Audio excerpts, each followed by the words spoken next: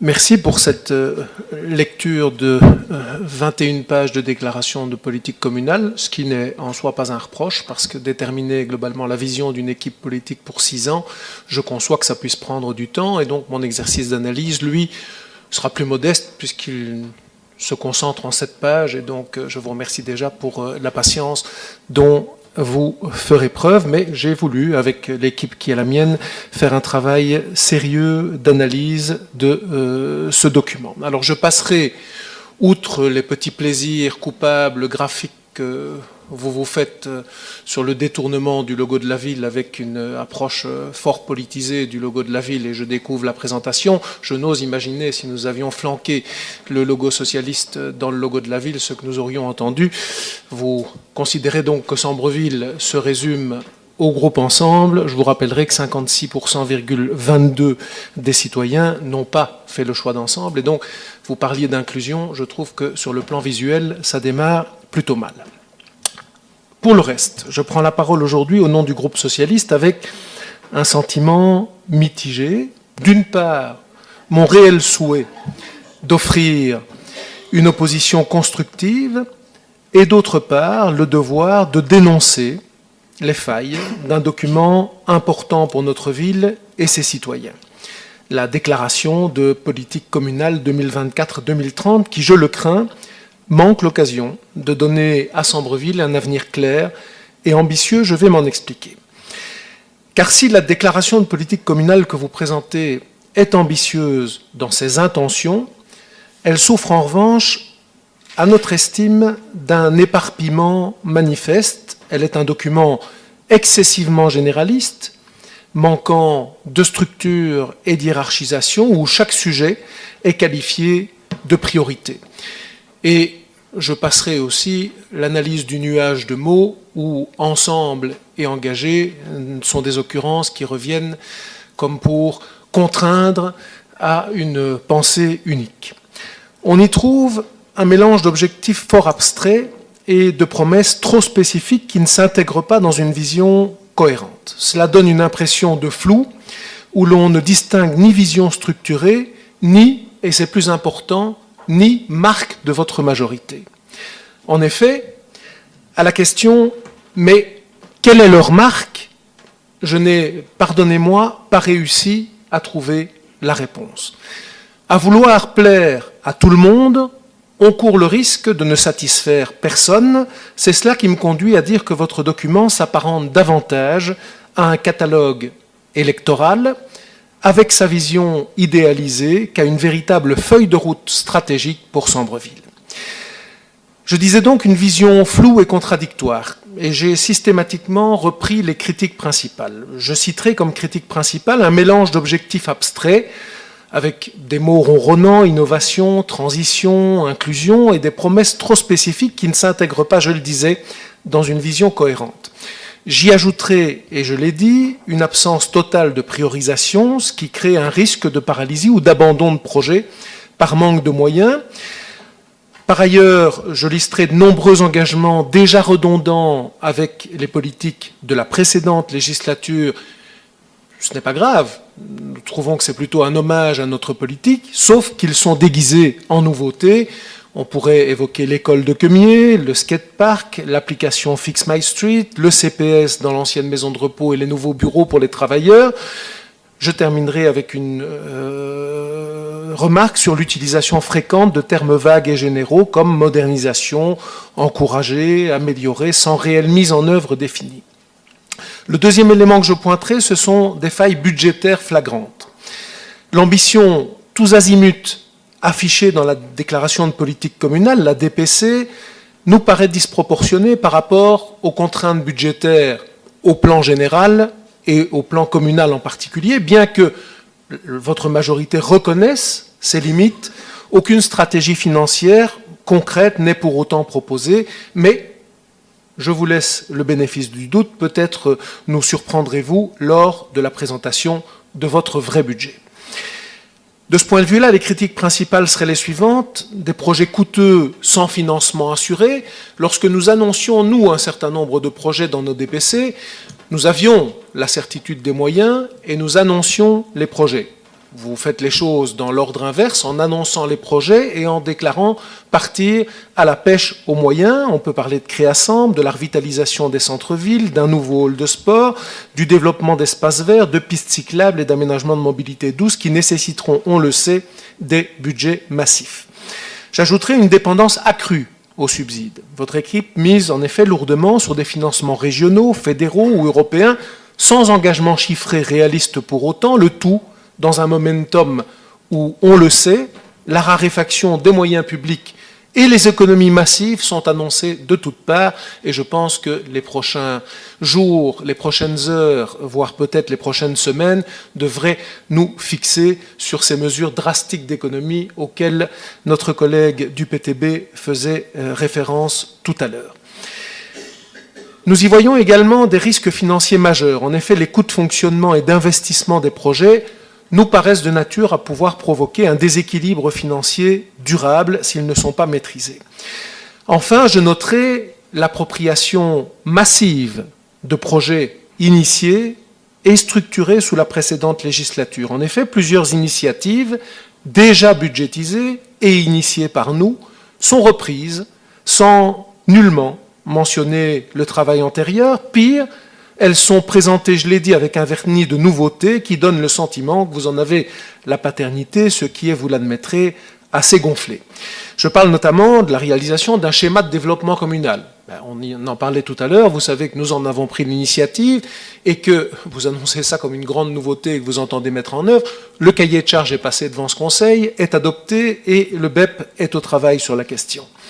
La future école de Queumiers, vous n'ignorez pas que nous avons mener le combat pour ce projet, était arracher les financements, attribuer le marché à une équipe d'architectes, et donc les choses sont dans les cartons. Les nouveaux locaux pour le CPS, je ne ferai pas injure au président du CPS et à son équipe plurielle du CPS, pour rappeler que ce projet est très largement dans les cartons. La plateforme Fix My Street, ou la plateforme pour les commerçants, les fitness outdoor et le skatepark sont des activités qui, on le sait, font partie des éléments que nous avons laissés dans les cartons et qui doivent voir le jour. Les activités décentralisées du centre culturel local qui existent, mais j'y reviendrai tout à l'heure avec des nuances quant à l'autonomie respective des structures, ou encore le nouveau bâtiment de la Maison des Jeunes. Laissez-moi vous dire que ce n'est pas en tentant d'effacer l'histoire récente que vous écrirez la vôtre, et du reste, la main que vous faites mine de tendre à l'opposition dans la conclusion de votre document s'accommode assez mal de cette absence de reconnaissance de notre bilan et de la paternité de nos projets. Une main tendue sans éthique, monsieur le bourgmestre, pourrait s'apparenter à un geste vide de sens. Au point 3, je pointe la gouvernance participative et je pose une question avec mon groupe, écran de fumée, point d'interrogation.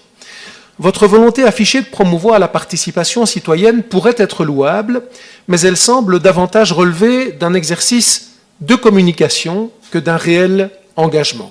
Mais ici encore, nous vous laisserons le bénéfice du doute et nous jugerons les actes des prochains mois plutôt que les paroles. Au rayon des critiques principales, je souligne avec mon groupe qu'il convient de veiller à ce que les consultations citoyennes annoncées, et nous les avons toujours encouragées, je rappellerai d'ailleurs la création de la plateforme communale des quartiers ou du conseil des quartiers qui étaient des outils précurseurs de participation citoyenne, qui s'opèrent dans le rythme décisionnel qui parfois s'impose à nous. Et donc je disais que ces consultations devront s'opérer dans le rythme décisionnel qui parfois s'impose à nous, notamment sur des projets urgents ou des projets cofinancés qui s'accompagnent d'un calendrier strict d'exécution. Les dispositions de consultation pourraient être perçues comme démagogiques si les avis des citoyens ne sont pas suivis. Vous annoncez par ailleurs, et je vous cite, vouloir que certains projets soient portés par une majorité de citoyens. La nuance est importante, parce que la seule façon de rencontrer cet objectif est de recourir à la consultation populaire. Est-ce bien à cette notion légale que vous faites référence, et est-ce bien cela l'engagement qu'il faut entendre devant le Conseil aujourd'hui? Si la réponse est oui, alors d'accord, Si la réponse est non ou peut-être, ça veut dire que l'engagement que vous prenez qu'une majorité de citoyens soutiennent certains grands projets est en effet, encore une fois, un élément de communication et pas un élément de droit qui s'inscrit dans une stratégie inscrite dans le cadre décrétal wallon qui prévoit la consultation populaire. Le budget participatif. La proposition est séduisante, nous l'avons d'ailleurs implémentée. Et nous avons, année après année, veillé à augmenter le budget de celui-ci. Nous pensons donc que pour qu'il joue le rôle clé que vous entendez lui assigner, il devra être accompagné de moyens financiers conséquents. Rendez-vous donc au prochain budget, à votre budget que nous attendons. L'application numérique jeparticipe.be à laquelle vous faites référence et que nous avons mis en œuvre, je le rappelle, est présentée comme un outil tout neuf de modernité. Nous l'avons initié, je le redis, j'inviterai d'ailleurs le collège à ne pas ignorer la fracture numérique dans le chef de certaines populations de la commune et à continuer d'encourager les initiatives bien utiles du plan de cohésion sociale et du CPS en la matière. Le point 4 porte sur l'économie et de notre point de vue, il y a du recyclage d'idées et un manque d'innovation. La stratégie économique repose principalement sur des projets déjà existants, sans proposition innovante ni de vision à long terme, selon nous. Nos critiques principales sont que vous négligez totalement le rôle de l'Agence de développement local en la matière et que vous donnez le sentiment de vouloir réinventer la roue. L'ADL est précisément ce lieu de rencontre paritaire, moitié public, moitié privé, que vous appelez de vos voeux. Cet outil existe donc et il fonctionne bien. Créasambre, ce projet que nous avons, je le rappelle, initié en étant captif de fonds structurels européens, relève de la gestion du BEP et non de la ville. Et donc, on peut dire qu'en collaboration avec le BEP, on fera un certain nombre de choses, mais nous avons, nous, initié le projet, capté les moyens et confié au BEP la responsabilité de la gestion de l'outil et de son animation. Le commerce local, votre ambition affichée pour dynamiser l'économie locale repose selon nous sur des mesures cosmétiques et mal définies. La signalétique, la rénovation de façades qui sont privilégiées au détriment de solutions profondes pour redynamiser les centres-villes.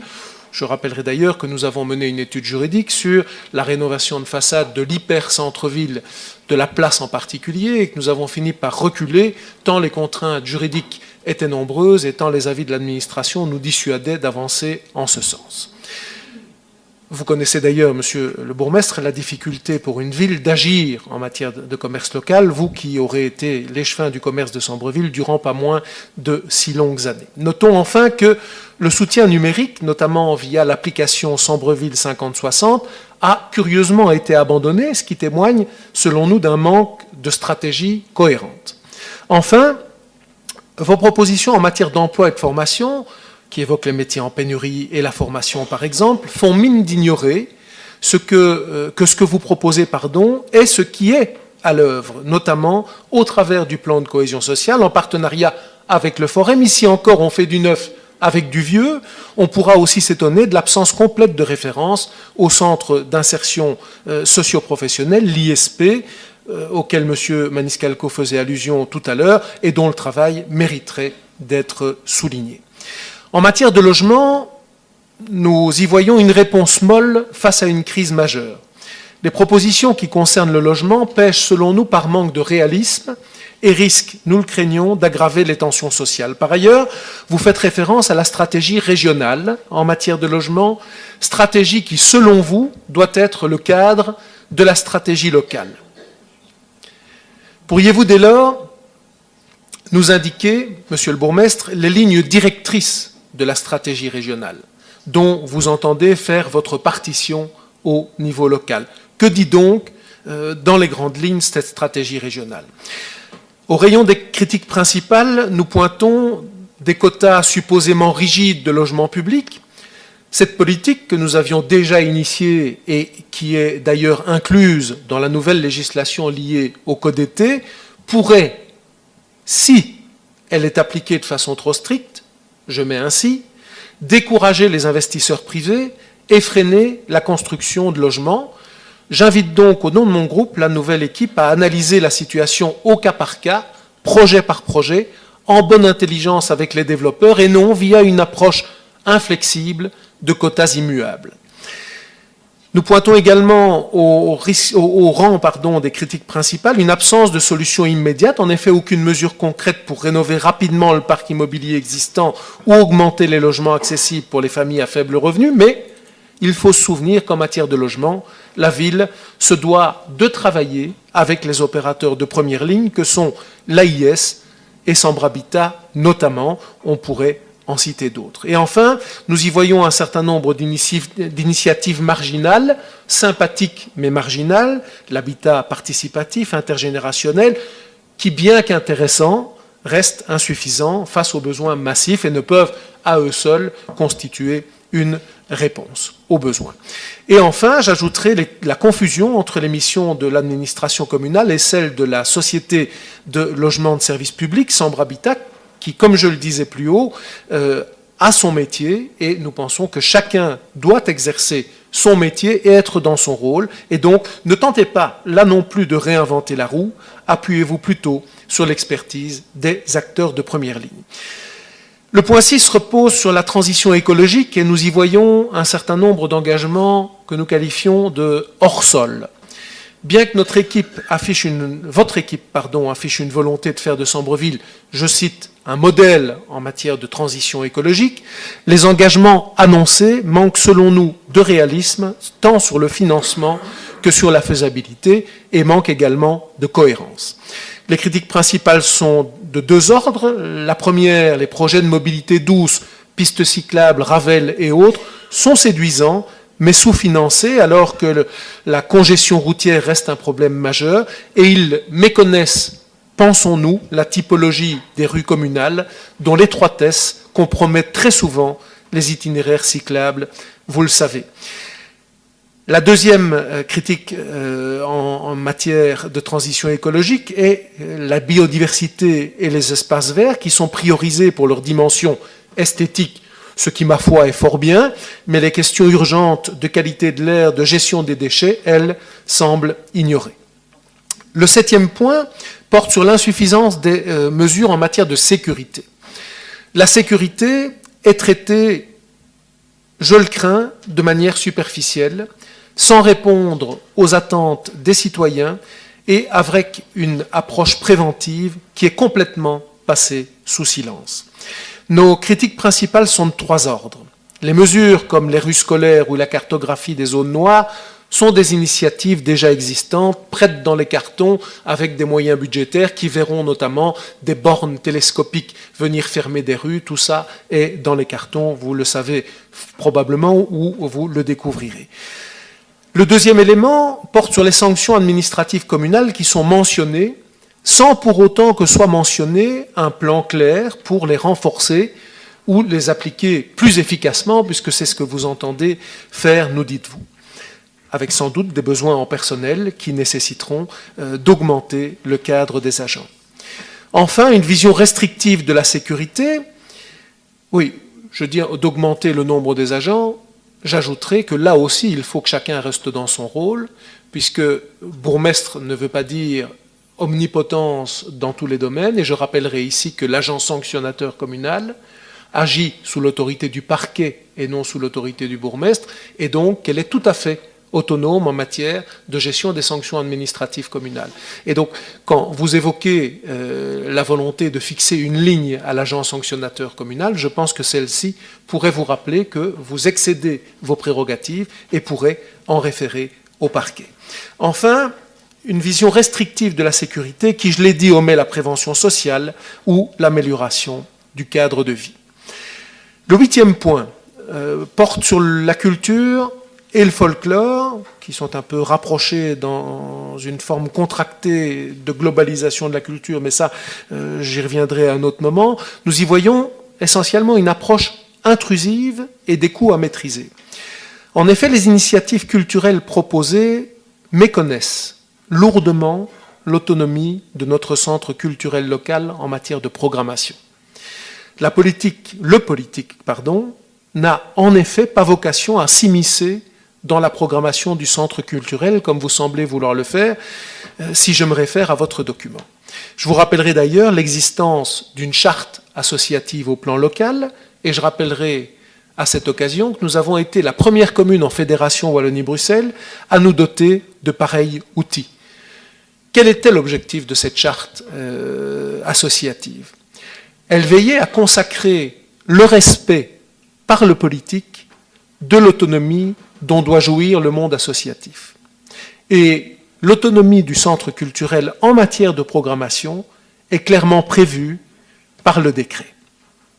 Nos critiques principales sont les suivantes. Certains projets, outre qu'ils sont fort peu définis, je pense notamment à l'espace dédié au folklore, mais vous faisiez vous-même l'aveu que tout ça restait à définir, donc je ne fais que vous citer, semblent mal adaptés aux contraintes budgétaires, mais là aussi, nous jugerons sur pièce. On notera également l'absence totale de référence aux bibliothèques et aux ludothèques dans le rayon des politiques communales, mais j'ai le souvenir que ça n'était pas nécessairement une matière qui avait vos faveurs à l'époque où vous étiez dans l'équipe scabinale, mais je passerai ceci de manière discrète.